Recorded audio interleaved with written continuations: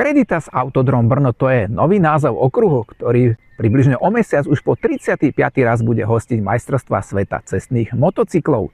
A práve organizátori z Brna venovali pre čitateľov portálu RoadRacing.sk 2 gold vstupenky na toto podujatie. Pokiaľ sa rozhodnete zúčastniť našej súťaže, choďte na portál RoadRacing.sk, kliknite na banner na vrchu stránky a správne odpovedzte na súťažnú otázku. No a tá znie, ktorý zo slovenských jazdcov štartoval na vtedy novom okruhu v Brne v roku 1987 v pretekoch kráľovskej kubatúry do 500 kubických centimetrov. Možnosti sú 3, buď to bol Peter Baláš, Pavol Dekánek alebo Vladimír Častka.